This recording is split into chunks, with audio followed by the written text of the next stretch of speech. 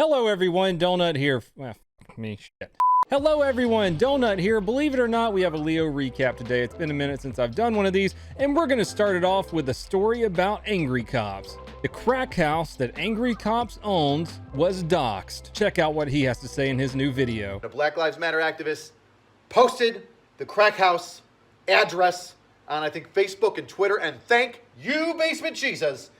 A bunch of people saw it and they reported it as doxing, and it was taken down. I don't know how many people saw it, but that turd of a person that desperately is in need of your forgiveness tried to dox the crack house. Thank goodness Basement Jesus is there to protect him. You know what also can protect your home? Simply Safe. Hi everyone, Donut here. The video that you're watching right now is sponsored by Simply Safe. Simply Safe is incredibly reliable, effective home security that makes sure your home is safe. And your parents' home, because they use Simply Safe too. My parents live in the middle of nowhere and they needed home security. So look, here's the Simply Safe base station. You set that sucker up, slap your pad on the wall, put up your sensors, and bam, you have home security. If I trust it with my mama, I trust it with you. Listen, boop, that's Simply Safe, because there's a sensor right there. So look, I'm in for the night. I do this. I hit the home button. This says Simply Safe on. It blinks and it shows you the Simply Safe. Entry sensor open. Entry sensor open. Okay, so look, it just told me there's a door open somewhere in the house. So now I know that there's a door open somewhere and I need to go close it before it arms itself. So once I do that, this comes on. If a bad guy comes in, then the people who are on the other end of this pin pad at a 24-hour-a-day monitoring center call the police. They look through your Simply Safe camera that's somewhere around here. I don't know where mom's is. And then they call the police and they say, hey, this is what's going on, and there's a bad guy breaking into mom's house. You think Bo here is gonna protect mom? Bo couldn't protect any. Oh, he's peeing on me. Mom, he even has motion sensors right here. So even if people do open the door and somehow get in, the motion's gonna see him. But it doesn't pick up dogs. It's pretty cool technology, huh? It's super reliable, it's super affordable, and you can check out Simply Safe at simplysafe.com/donutoperator. Back to the news. $75,000 reward offered for information on gunman who shot up officer's home. It's almost as if all this anti-cop sentiment is pushing people over the edge and causing them to do things they wouldn't normally do. There's been a lot of attacks on police officers lately. Camden, New Jersey, a manhunt is underway for two suspects who shot up the home of two Camden County, New Jersey police officers earlier this week. The officers and their 10-day-old infant were inside their home, and then the news doxes them right here Tuesday night when 6 rounds of bullets struck the house. Police say Thursday's officers located a Honda Odyssey, which they believe the shooters were driving when they unleashed a barrage of bullets onto the home. Police are pleading with the public to come forward with any information about the video. If you have any information about this shooting, please contact the Camden County Police Department at 856-757-7042. I feel like the mainstream media should start being held accountable for emboldening these psychos. Nah, but that's just me. The Manatee Sheriff's Department, that's in Florida, isn't it? Boom! On September 18th, the Manatee Sheriff's Department posted this video in a tweet and said the vehicle burglar probably didn't think our canines could swim. He was wrong. Here's a glimpse of the chase he sent deputies on that ended in Palma Sola Bay at 4 a.m. Let's watch. Hold on. One quick question before we watch it. If the FUR missile is nomming on the suspect while he's in water, would he be a FUR torpedo?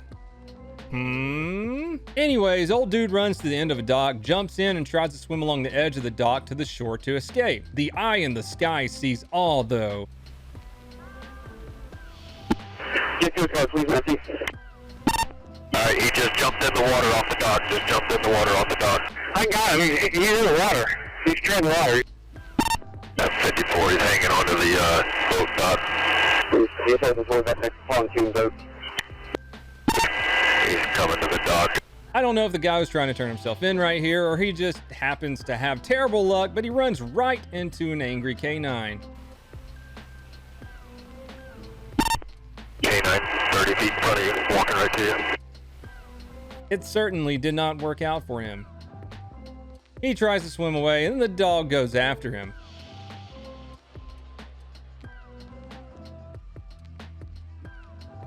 If you look closely right here, the dog is latched onto the guy, and the canine handler is pulling the dog back by his leash.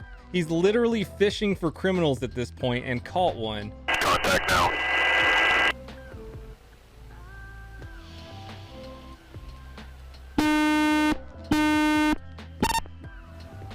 Alright, K9's pulling him up on the shore now. Stand by.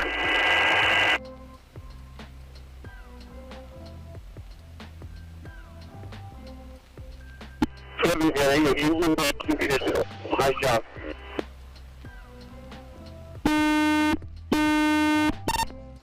Alright, watch one. They're taking him into custody now. I've never seen that personally, but it should definitely go into the standard operating procedure for every K9 and K9 officer in the country. Just reel them back in.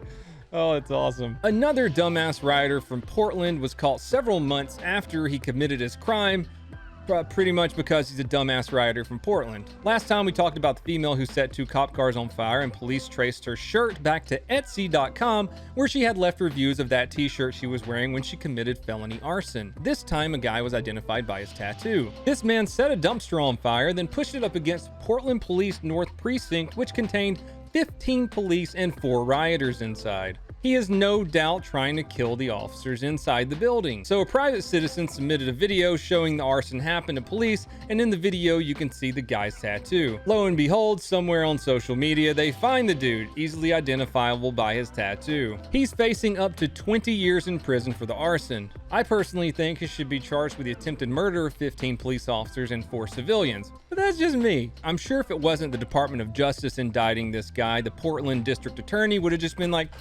oh, he was being peaceful. It's okay. Kids do these things. You get them, Fed boys. All you peaceful protesters thought you were being slick with your masks and running around throwing fire through buildings and breaking everything. Y'all keep getting arrested a couple weeks or months after you committed the crime. So as I said before, thank you for filming your crimes, your comrades' crimes, and having all that sweet live footage. This next title kills me. This friggin' mad lad, an Alaskan dentist who extracted a patient's tooth on a hoverboard, sentenced to 12 years in jail. That's definitely The Onion, right?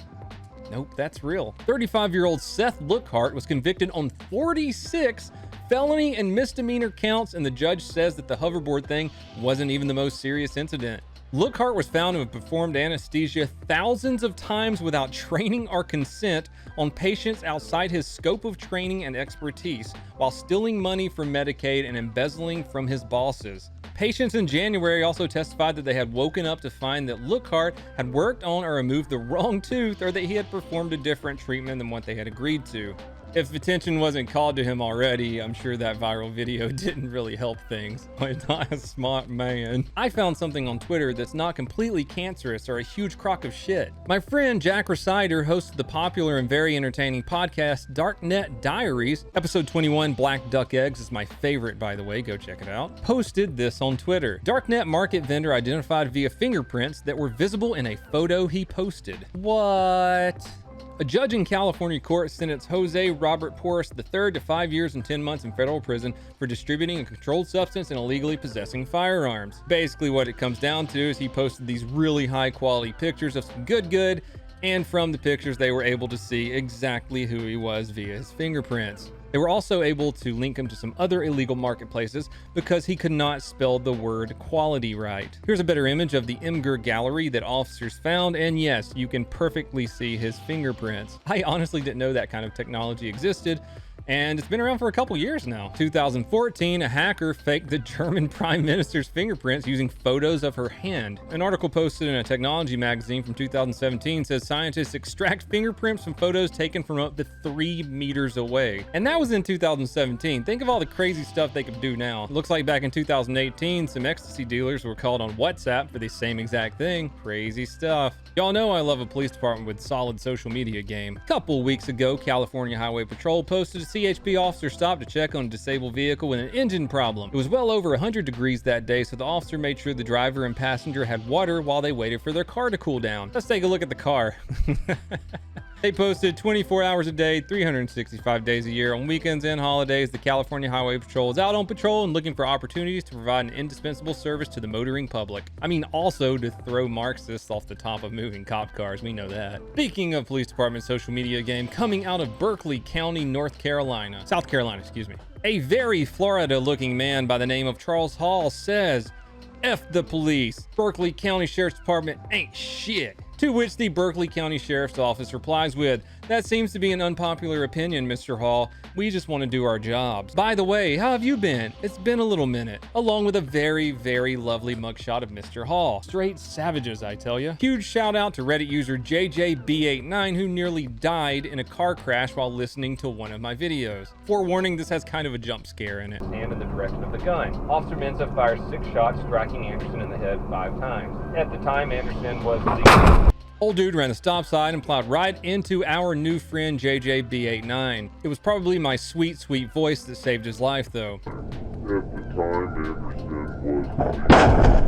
Miraculously, though, he walked away with a few bumps and bruises and no permanent injury. Well, everyone, that's all I have for you today. As soon as this video is released, I'm going to be over at twitch.tv/donutoperator cooking some food that Chef Jet Tila sent me. I shows up one day to the house and there's a Yeti cooler sitting there with a tomahawk steak and lobster tails and all sorts of cool stuff in it. Don't forget you can subscribe to me over at Twitch for free using your Amazon Prime account. And don't forget it is still September over at Twitch, which means you get a huge discount off of any subs that you want to give to me. Check out my vlog channel. I've been putting a lot of content over there. Bunker branding, Patreon, all that good stuff. Come hang out on Twitch, and everyone please have a fantastic day.